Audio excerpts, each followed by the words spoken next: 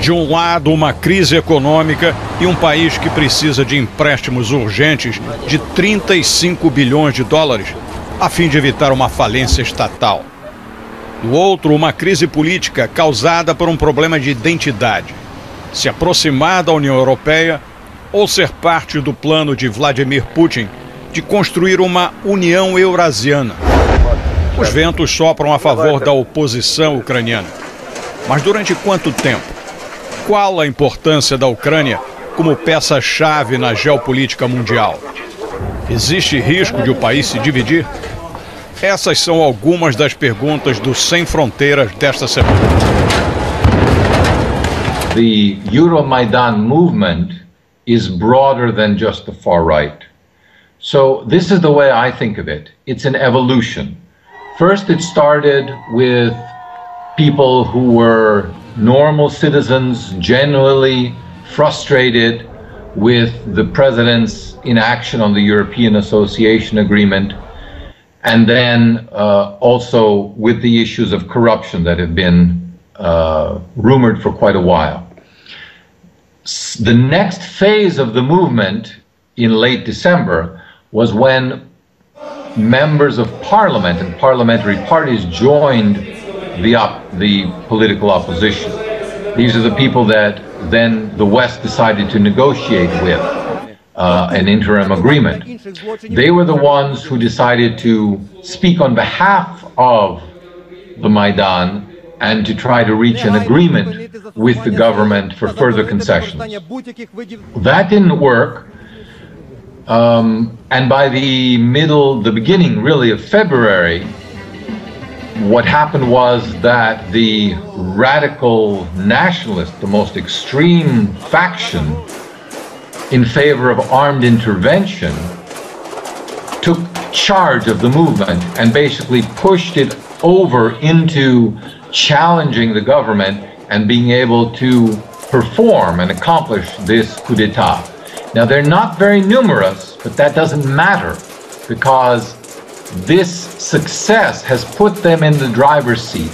And from now on, whatever political decisions are made really will be allowed by the right sector. As manifestações de rua na Ucrânia se radicalizaram a partir do fim do ano passado. A violência de ambos os lados provocou mais de 80 mortes.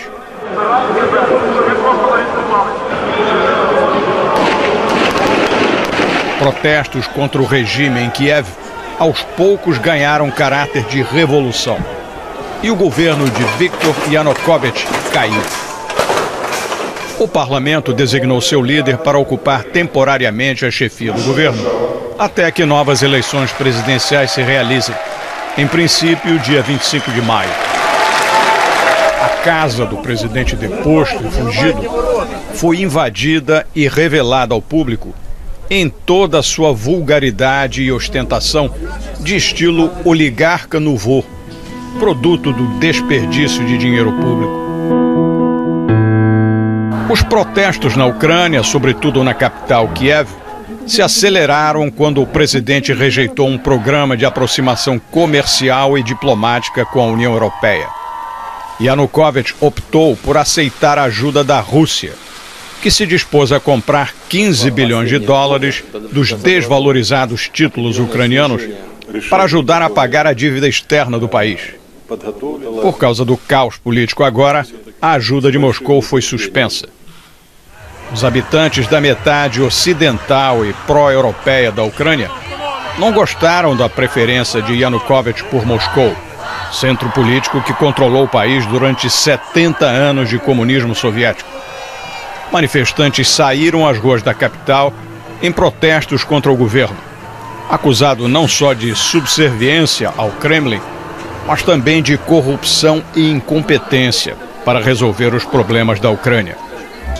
A metade oriental do país, mais rica de economia, cultura e até idioma, mais ligada à Rússia, não compartilhou dos protestos nem das comemorações pela deposição de Yanukovych. In Ukraine, there are at least two major cultures that are trying to coexist within one nation. Now, I've been on discussions where they debate, does this mean Ukraine is actually two nations? Should it be one nation? Should it split apart? That's up to the Ukrainian people to decide, because there are examples of different cultures splitting into two different nations because of that difference. And there are examples, Canada, Belgium, maybe the United Kingdom, maybe Spain, of different cultural identities, nevertheless deciding that it is more worthwhile to stay in one nation. But for that to happen at the national level, they have to respect equally both cultural identities. And the problem in Ukraine has been that the Ukrainian nationalists have a very narrow interpretation of what it means to be Ukrainian. And it excludes most of the people who are living in Ukraine today. The majority of the people speak Russian on a daily basis. They don't necessarily identify themselves as Russian nationals, but it's just more convenient for them to do that. And they have cultural, religious, emotional, family ties with Russia. The problem with the Svoboda Party in the right sector is that they want to legislate an end to those ties. And that is inevitably going to cause friction and problems for the country. Do you see any danger of it splitting in half? No, there isn't. And that's because actually, although the Russians often talk about the country as though it were split down the middle, it isn't. Even in the last Ukrainian census, about 4/5 of the people in Ukraine identified themselves as Ukrainian. Fewer than a fifth identified themselves as Russian. And there is only one area of Ukraine, and that's Crimea, where Russians, ethnic Russians, are in a majority. So the vast majority of the people across the whole country, whether they voted for Yanukovych in the last presidential elections or not, regard themselves as being Ukrainians first and foremost. Well, the opinion polls that were taken during the course of last year suggested actually that more people supported integration with Europe across the whole of Ukraine. More people supported integration with Europe than supported integration with the Russian-led customs union. So that's one indicator. And if you look at the age breakup, even in the East, a majority of young people support a closer relationship with the EU and with the rest of Europe. A capital ucraniana parecia ilhada. De carro, do aeroporto internacional até o centro de Kiev, enfrentamos um longo congestionamento. Havia controle nos principais acessos à cidade. A polícia tentava barrar manifestantes vindos de outras regiões para se juntar à multidão na Praça da Independência. O nosso hotel, onde a maior parte dos jornalistas estrangeiros estavam hospedados, ficava em frente ao local. Chegar até lá significava atravessar uma praça de guerra. Nós estamos entrando numa das tendas montadas pelos manifestantes em novembro. Aqui nós podemos ver como eles estão dormindo de forma improvisada, mas há camas, há uma poltrona, há até mesmo um aquecedor para proteger do frio rigoroso. Milhares de pessoas trabalhavam em mutirão. Até jovens e senhoras ajudavam a retirar pedras das calçadas. Elas seriam usadas para atacar policiais e fortalecer as barricadas. Uma professora me contou que ela e os amigos prometeram que vão pagar os estragos do próprio bolso quando os protestos terminarem. Mais à frente, homens carregavam pneus. Bancos da praça eram arrancados. Tudo era usado para bloquear as ruas em volta. Fazendo a guarda, civis vestidos de militares, capacetes de plástico, escudos improvisados e armados com pedaços de madeira. Mas havia os mais radicais. Sem qualquer constrangimento, um homem pediu que fôssemos até o carro dele. Queria nos mostrar a arma que guardava na mala. Nesta tenda, esse grupo está preparando coquetéis Molotov. Aqui no chão, a gente pode ter uma ideia da quantidade de garrafas que estão sendo preparadas. O dia ia escurecendo e ficava claro que a violência explodiria. No fim da noite de quarta-feira, dia 19 de fevereiro, o governo e a oposição assinaram uma trégua. Mas os manifestantes ignoraram. Exigiam que Yanukovych deixasse imediatamente o poder. Da varanda do hotel, durante toda a madrugada, vimos bombas de fabricação caseira explodindo. Mas foi ao amanhecer que o caos se instaurou. Imagens mostram atiradores de elite com armas automáticas abrindo fogo contra manifestantes. Em outro vídeo, um militante da oposição atira e tenta se proteger atrás de uma árvore. Com aqueles escudos improvisados, vários foram atingidos. Em meio ao tiroteio, alguns tentavam recolher os companheiros baleados.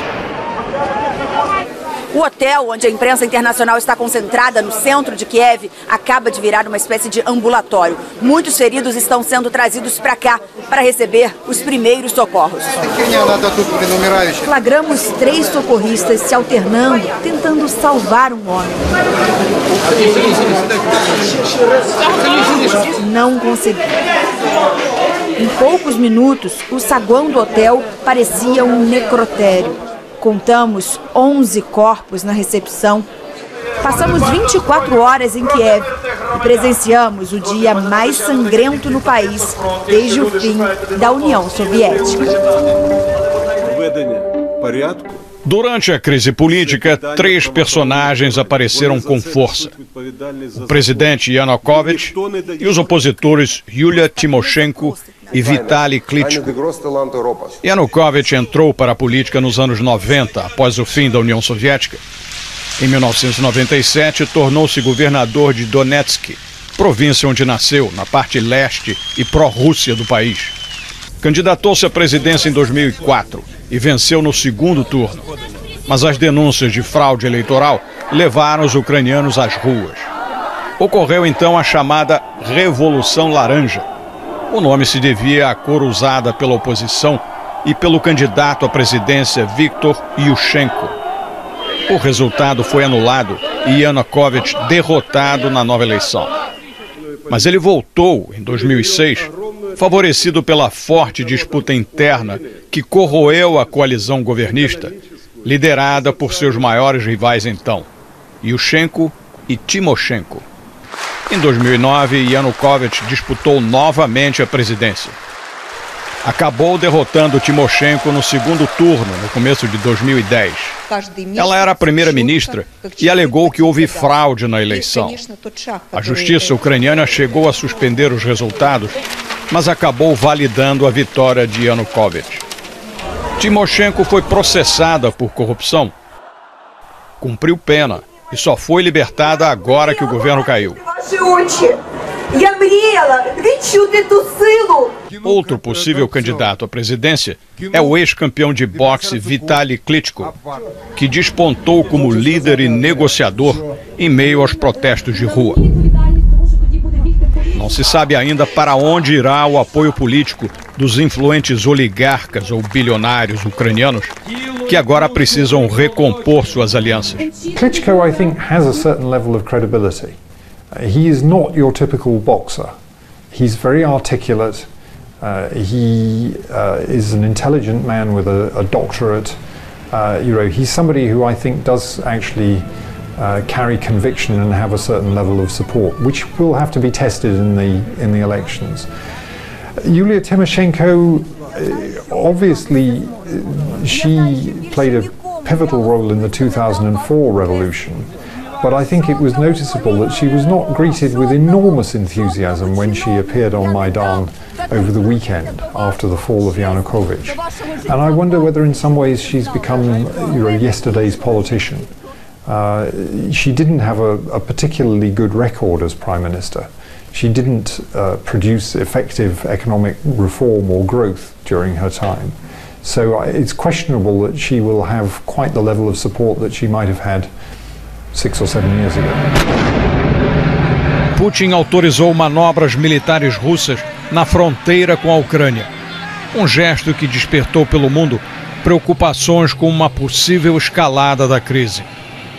Analistas preveem aumento de atividades clandestinas dos serviços de segurança russos na Ucrânia, sob o pretexto de proteger a população que se identifica com a Rússia. Mais para o sul da Ucrânia, na Crimeia, teme-se que Moscou possa insuflar movimentos de autonomia ou mesmo separação nesta região historicamente mais ligada à Rússia, sede de suas forças navais no Mar Negro desde os tempos soviéticos. I think Crimea is the most dangerous place. It's not straightforward. Even in Crimea, you have the Crimean Tatars who were deported to Central Asia by Stalin. Many of them died on the way, and they were only allowed to return to their ancestral lands in 1991 when Ukraine gained its independence. So they have no love at all for Russia, and they make up a significant part of the population of Crimea. But yes, you're right that ethnic Russians are in a majority there. But I think it would be very dangerous and destabilizing for Crimea to try to break away from the rest of Ukraine. But it's likely that they will get a substantial support from Moscow at the moment to counterbalance what strategically was lost in the western part of the country. I think it's likely, but it wouldn't be smart. Já surgiram confrontos na capital da Crimeia entre a população de origem russa, contrária à mudança de governo em Kiev, e a minoria étnica dos tártaros. The situation of the Russian gas that is provided to the Ukraine with subsidies. Is there a danger that the Russians might do something with that gas? Yes, and we've seen that happen in the past. It happened in 2009. The Russians cut the price of gas to Ukraine last November as a reward for Ukraine not signing an association agreement with the EU. And I assume there's a high probability that that cut in price will now be reversed. So for the EU, one of the questions is what we can do to help the Ukrainians. In fact, it is possible to pump gas back from countries like Slovakia and Poland into Ukraine and to reduce their dependence on Russian gas. In the longer term, the Ukrainians themselves have to work on issues like energy conservation. It's a very energy inefficient country at the moment.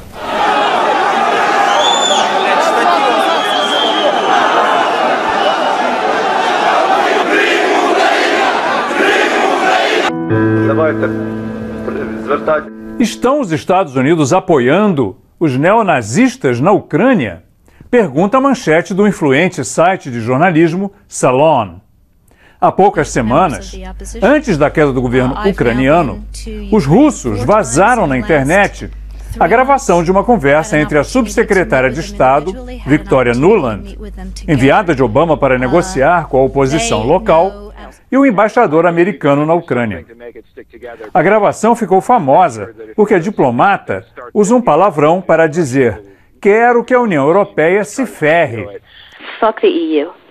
Mas na mesma conversa, a embaixadora Nuland fala dos contatos que ela teve com o partido de oposição Svoboda, de extrema-direita, que em 2012 o Parlamento Europeu condenou como neonazista. E Nuland confirma que Washington gastou 5 milhões de dólares para financiar os opositores em Kiev. Nos choques violentos da semana passada, que levaram à queda do presidente Yanukovych, teve destaque a frente chamada Setor da Direita, que reúne os grupos ultranacionalistas da Ucrânia, fortemente armados, organizados em unidades de 100 homens cada um, como os centuriões romanos, protegidos atrás de escudos, sempre mascarados e vestidos de preto, Os neonazistas pegaram carona no movimento popular de oposição ao governo e provocaram os atos de extrema violência que culminaram na fuga do presidente. Enquanto isso, no parlamento, o partido Svoboda se uniu a outros partidos minoritários para votar o impeachment de Yanukovych e tomar o poder. Para o cientista político americano Nikolai Petrov, que está passando um ano numa universidade em Odessa, no sul da Ucrânia, foi um golpe de Estado clássico, que lembra o de Mussolini na Itália, em 1922. The proper term for what's happened is a coup. It's a classical coup, and for the following reasons.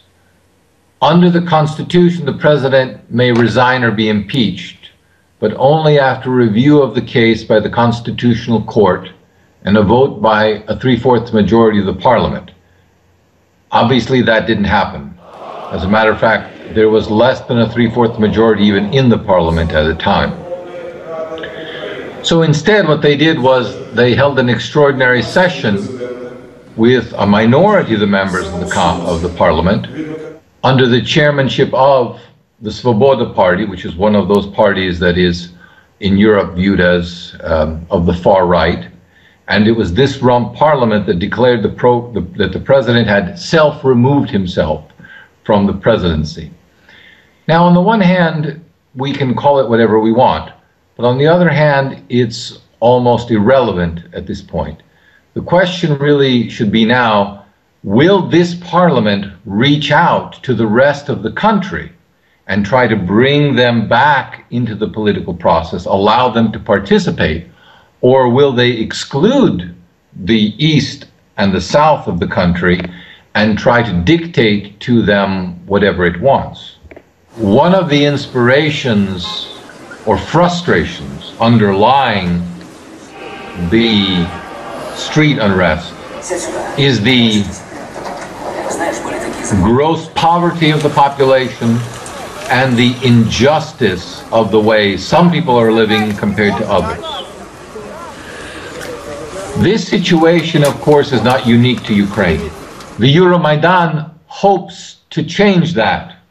However, the mechanisms that they have used, violence and destruction, don't seem to be a logical way to achieve a positive result.